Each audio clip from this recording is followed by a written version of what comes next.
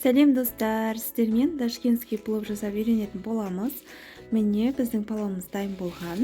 Өте керемет, дәмді, әдемі шықты.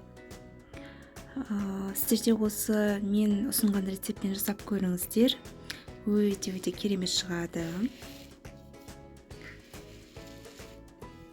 Және де менің каналыма тіркеліп, лайк, комментарий басуды ұмытпаңыздар. Сіздерден қолдау күтемін. Аз болсын бізге. Сәлем менің оқырмандарым, сіздермен мен бүгін нағыз ташкентский плов жасайтын боламыз. Бізге ол үшін етіміз керек болады. Сосын күріш, бізде лазер күріш, сәбіз, құйрық май, жаңағыдай мейіз, қара мен сары мейіз, түмен, куркума, 2 стакан біздің сұйық майымыз, шым-шым тұз және де пияз керек болады. Ал ендеше кеттік. Ең алдымен біз қызып тұрған қазанымызға құйрық майымызды салып тұшытып аламыз.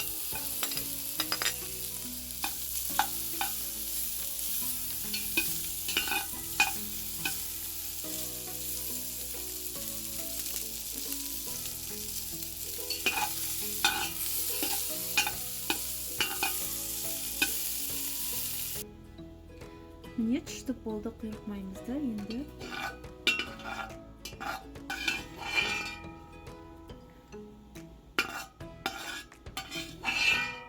тұшқан майымызды аламыз.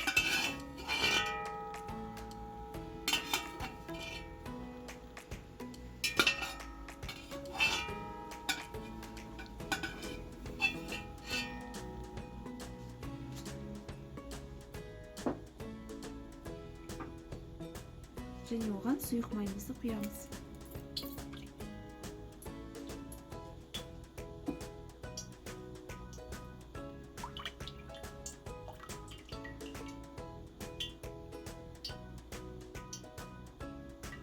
Сұйық майымызды құйып алдық. Енді оны қыздырып аламыз қазір. Қызып тұрған майымызға пиязымыздың жартысын салып, жақсылап қып-қызыл етіп қуырып аламыз.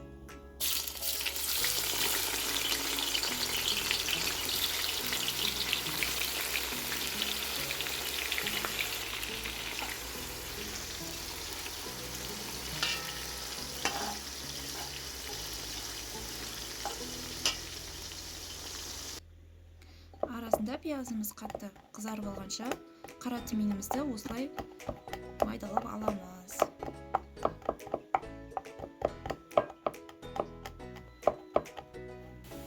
Міне пиязымыз қызарды, әдемілеп енді осыған етімізді саламыз.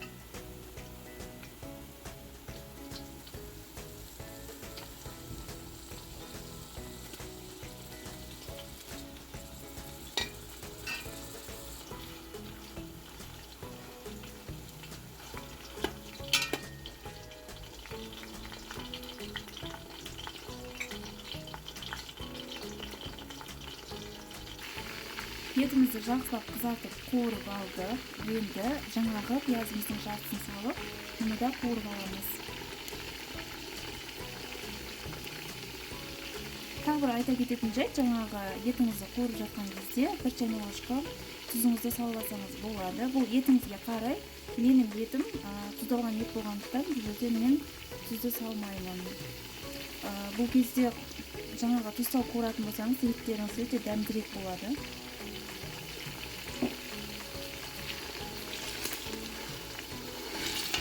Бұл пиязымызды қызартып қуырып аламыз.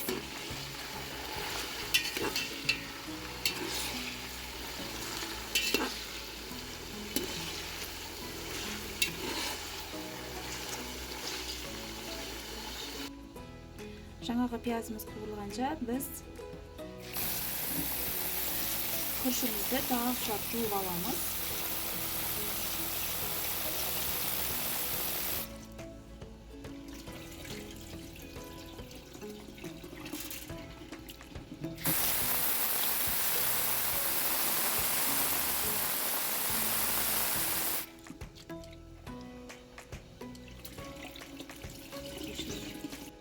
міне жақсылап жуып алдық. Енді мұздай суымызға бір 20 минуттай күрішімізді суға қойып қоямыз. Тұрғандарыңыздар, пиязымыз жақсылап қуырылды. Енді сәбізімізді саламыз.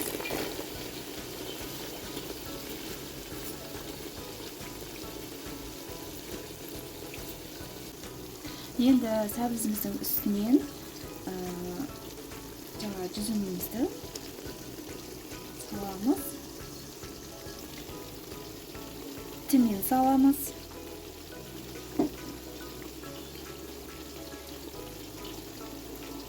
Куркумамызды салып аламыз.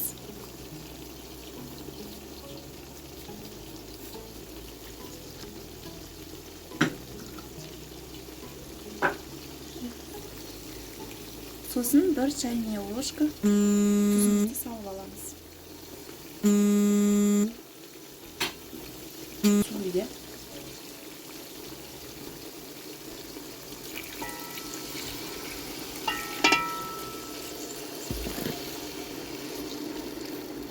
Суымызды құямыз, осылай.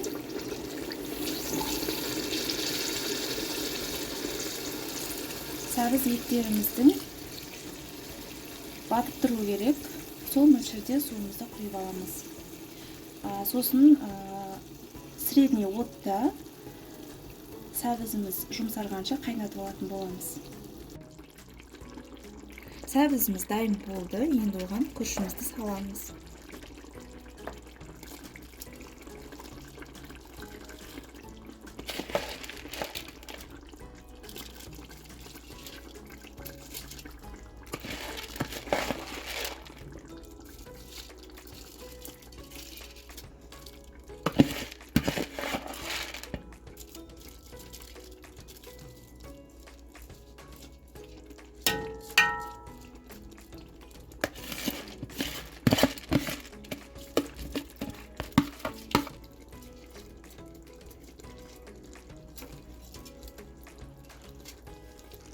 Енді осы күрішіміздің үстінен 1,5 чайная ложкадай тұз қосамыз.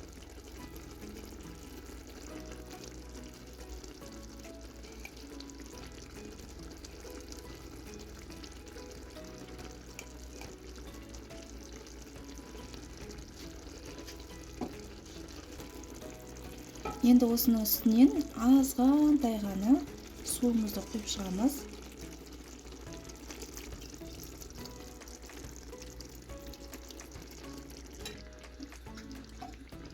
Енді суымыз тартылғанша бір 10 минут, 15 минутқа қайнатып аламыз. Бізде қатты отта суымыз кішкене тартпайын деді.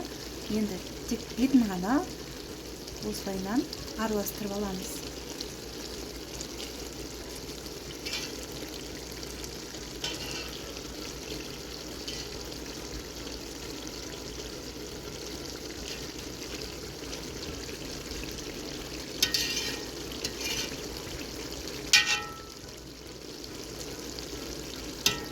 Осылай астын баяу отта күрішіміз дайын болғанша араластырып тұрамыз. Астына тимейміз, тек беткі жағын ғана араластырып тұрамыз. Палауымыздың арасын осылайынан етіп аламыз.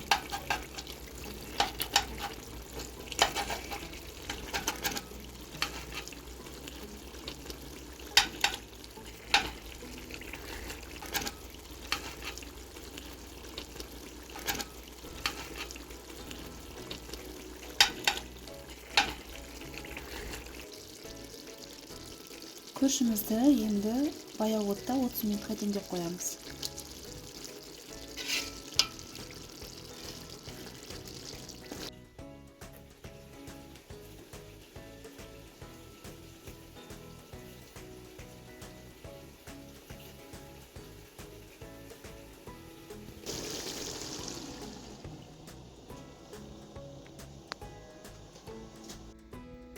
Міне біздің пловымыз дайын. Сіздер де жасап көріңіздер. Назарларыңызға рахмет.